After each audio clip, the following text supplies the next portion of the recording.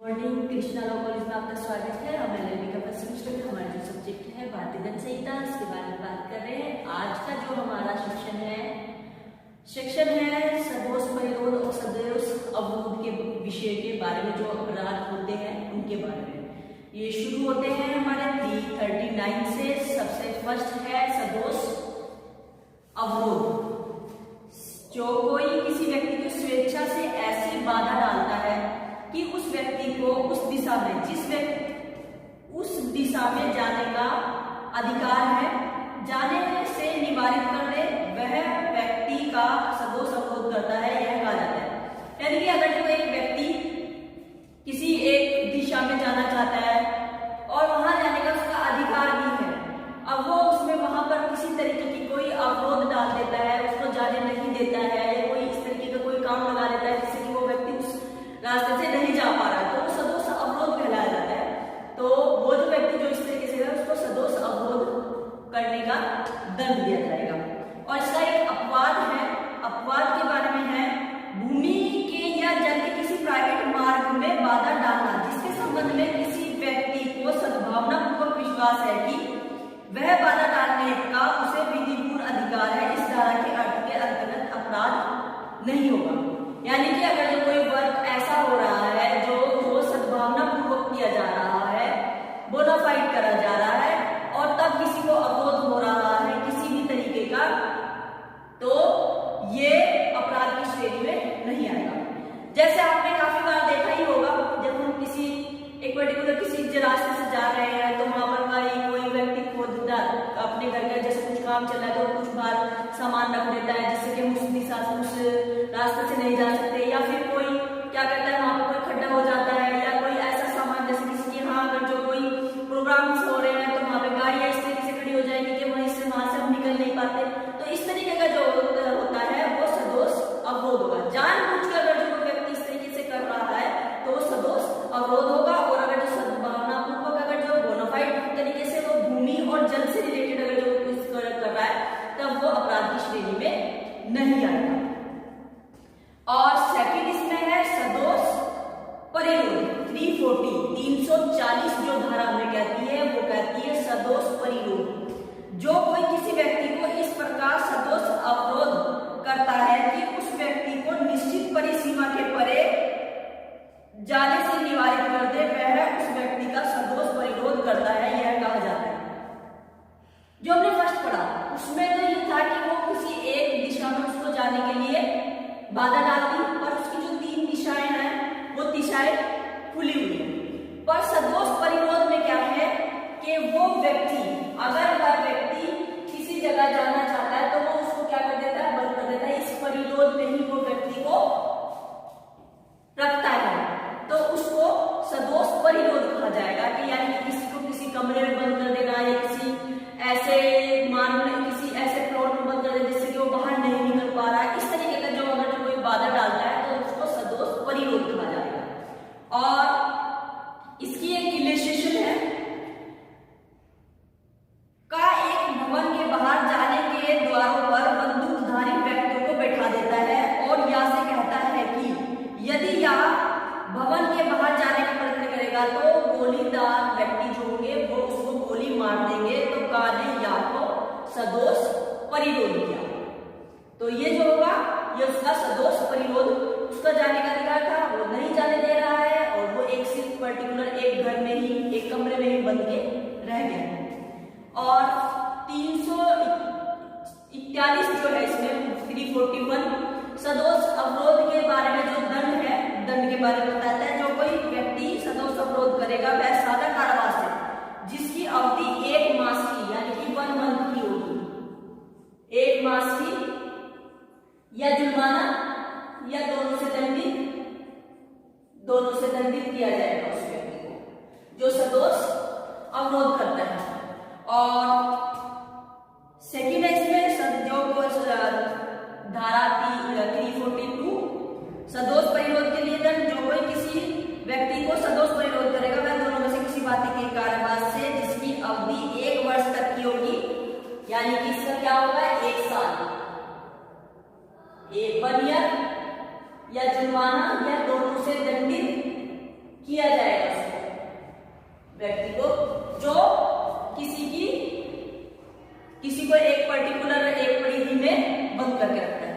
ये तो हुए हमारे सदोष प्रयोग और सदोष अवरोध के बारे में, इनके अध्ययन के बारे में। अब हम सेक्शन 349 पर आते हैं और 349 हमारा है बल के बारे में। ये भी हमारे क्वेश्चंस आते हैं।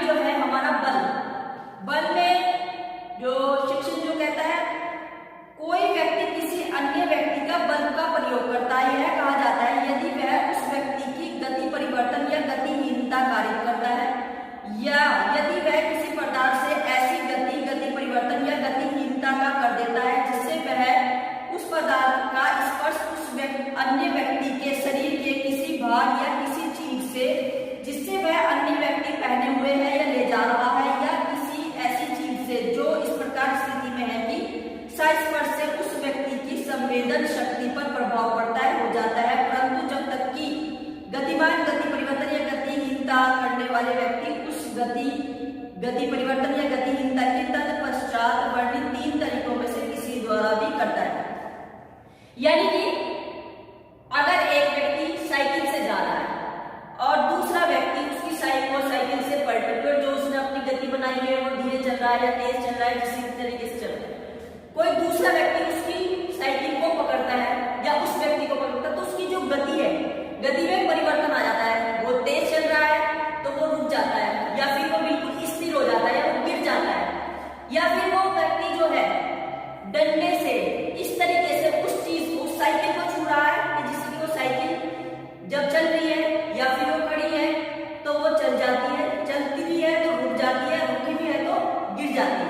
यानी कि इसकी जो गति है, गति में परिवर्तन कर देता है। एक चीज और हमने पढ़ी इसमें कि वो इस तरीके से डंडा जो मारता है या डंडे से किसी चीज से कोई चीज उसकी इसमें स्पर्श होती है जो उस चीज उस व्यक्ति ने पहनी हुई है। अगर उसे पहनी हुई है, जैसे किसी ने कोई शर्ट पहनी हो, शर्ट पे वो इस तरीके से डंडा मारता है कि वो शर्ट से जैसे वो खींचती है तो वो जो व्यक्ति जो चल रहा है पर्टिकुलर एक उसमें वो चाहे तो रुक जाता है, चल रहा है रुक रहा है तो गिर जाता है। इस तरीके से यानी कि गति में परिवर्तन होता है तो वो बल की स्थिति में ही आता है। और इसमें 3 तरीके बताए हैं कि वो 3 तरीके कौन कौन से हैं। अपनी निजी शक्ति द्वारा, यानी कि वो अपनी निजी शक्ति द्वारा इस तरीके का प्रयोग कर रहा है कि दूसरे को उसकी गति में परिवर्तन करने के लिए। सेकेंड है, कोई पदार्थ इस प्रकार व्यवहार द्वारा कि उसके अपने या किसी अन्य व्यक्ति द्वारा कोई अन्य कार्य किए जाने के बिना ही गति या गति परिवर्तन या गतिहीनता घटित होती है। चाहे तो वो पूरा करके कोई ऐसा सामान, जैसे कि किसी के व्यक्ति के पास कोई कुत्ता है, वो कुत्ते को उसने उस व्यक्ति का तो उसकी गति को जो धीरे धीरे चला था वो भागने लगा, तो यानी कि ये भी बल के इसमें ही आएगा। तीसरा है किसी जीव जंतु को गतिमान होना और गति परिवर्तन करना या गतिहीन होने का प्रेरण करना। ये जो मैंने आपको बताया था यही है कि किसी रोगी को छोड़ देता है, उसकी गति में परिवर्तन करता है। जब तक गति में परिवर्तन नहीं हो तो वो बल की स्थिति में नहीं आ पाएगा। यानी कि कोई भी ऐसा कार्य करना जिससे कि सामने वाले की गति में परिवर्तन हो जाए वो बल कहलाएगा। 349 और 350 अभी तक हमने क्या पढ़ा? बल। अब क्या है? आपराधिक बल। यहाँ पर क्या हुआ? एक क्रिमिनल फोर्स शुरू हो गई, यानी कि जो उसका आशय है, उसकी जो इंटेंशन है वो इंटेंशन गलत तरीके की हो गई। जो कोई किसी व्यक्ति को उस व्यक्ति की सहमति के बिना बल का प्रयोग किसी अपराध के करने के लिए या अपराध व्यक्ति को जिसका पर बल का प्रयोग किया जाता है क्षति, भय या छूने या ऐसे बल के प्रयोग कार्य करने के आशय से या ऐसे बल के प्रयोग में संभवतः कार्य करेगा या जानते हुए कि आशय करता है कि वह उस व्यक्ति पर आपराधिक बल का प्रयोग करता है, यह कहा जाता है कि वह उस पर आपराधिक बल का प्रयोग करता है। किस तरीके से? डरा धमकाकर, क्षति पहुंचाकर या इस तरीके धक्का मुक्का भी अगर वो कर रहे हैं, धक्का मुक्की भी हो रही है तो ये आपराधिक आशय, यानी कि अगर जो बोनाफाइड तरीके से है तो तब वो नहीं, पर यहाँ पर आपराधिक वर्ड जो है वो पहले जुड़ गया है, आपराधिक बल। यानी कि यहाँ पे सारी जो बोनाफाइड वाली बात नहीं है, यहाँ पर जो है एक इंटेंशन जो है ये अपराध वाली इंटेंशन है,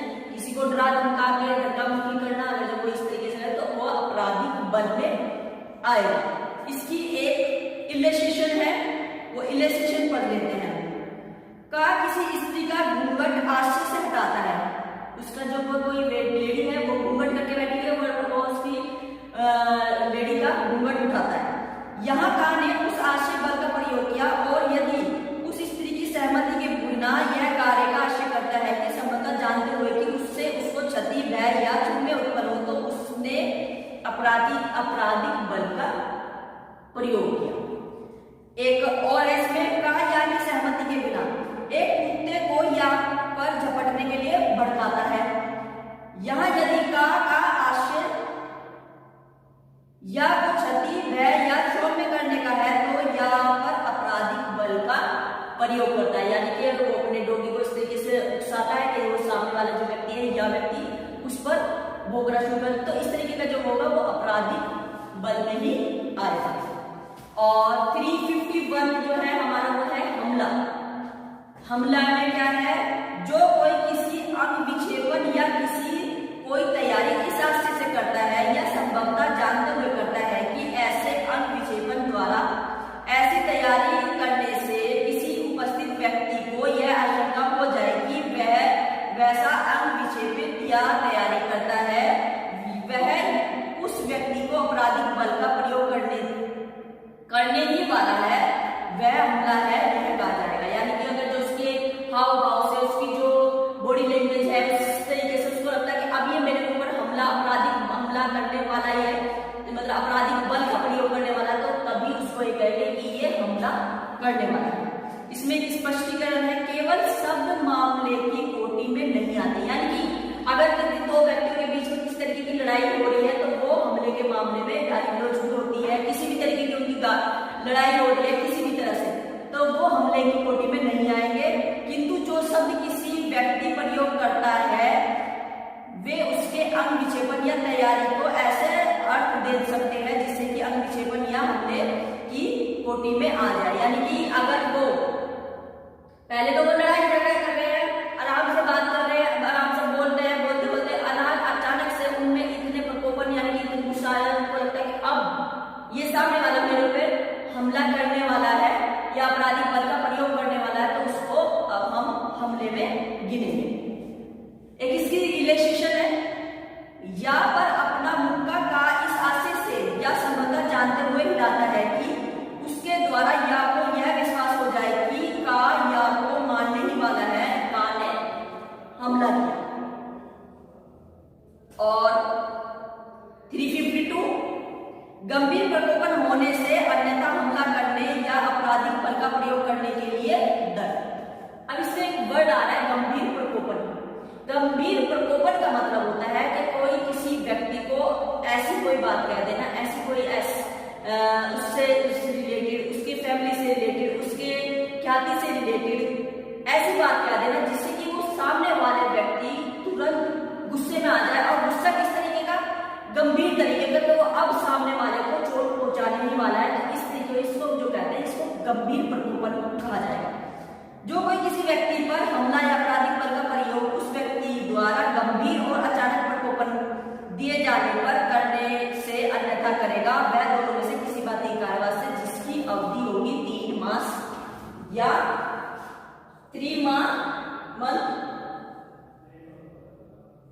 या जुर्माना या दोनों। इसमें जुर्माना भी बताया गया है कि जुर्माना जो होगा वो जुर्माना 500 रुपए तक का ही हो सकेगा, उससे ज्यादा का नहीं होगा। जुर्माना जो होगा 500 रुपीज, इससे ज्यादा का नहीं होगा। और इसमें स्पष्टीकरण है, इस धारा के आदि किसी अपराध के दंड में कमी गंभीर और अचानक प्रकोपन के कारण नहीं होगी यदि यह प्रकोपन अपराध करने के लिए प्रति हेतु के रूप में अपराधी द्वारा या स्वेच्छा से प्रकोपित किया गया हो, अथवा यदि वह प्रकोपन किसी ऐसी बात द्वारा किया गया हो जो विधि के पालन में या किसी लोक सेवक द्वारा या लोक सेवक की शांति की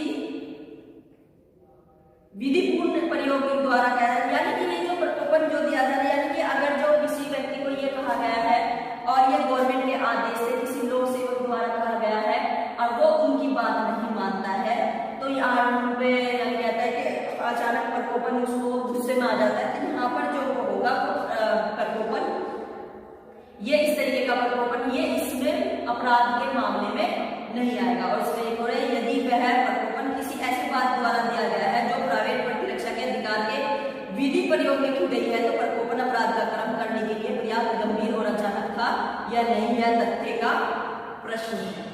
ये देखा जाएगा कि वहां पर उस टाइम जो उस व्यक्ति को इस तरीके से प्रकोपन दिया गया था, अगर जो प्रकोपन और वो अपनी प्राइवेट प्रतिरक्षा का अधिकार का अगर जो यूज कर रहा था, तो ये भी केस के हिसाब से, यानी कि ये तथ्य का प्रश्न होगा। मैंने आज जो हमने पढ़ा है वो दोबारा मैं रिपीट कर देती हूँ। सदोष अवरोध 339, 340, सदोष परिरोध 341, सदोष अवरोध के दंड 342, सदोष परिरोध के दंड 349 बल, 350 आपराधिक बल, 351 हमला और 352 गंभीर प्रकोपन होने से अन्यथा हमला करने या आपराधिक बल का प्रयोग करने से के लिए दंड, यानी कि अगर कोई इस तरीके का कोई अपराध करता है तो उसको जो दंड दिए जाएंगे 352 के अंतर्गत दिए जाएंगे। आज के लिए इतना ही। आपको हमारी वीडियो कैसी लग रही है आप हमें कमेंट्स बॉक्स में मैसेज करके बता सकते हैं। आप हमारी वीडियो को लाइक कीजिए, शेयर कीजिए, हमारे चैनल को सब्सक्राइब कीजिए।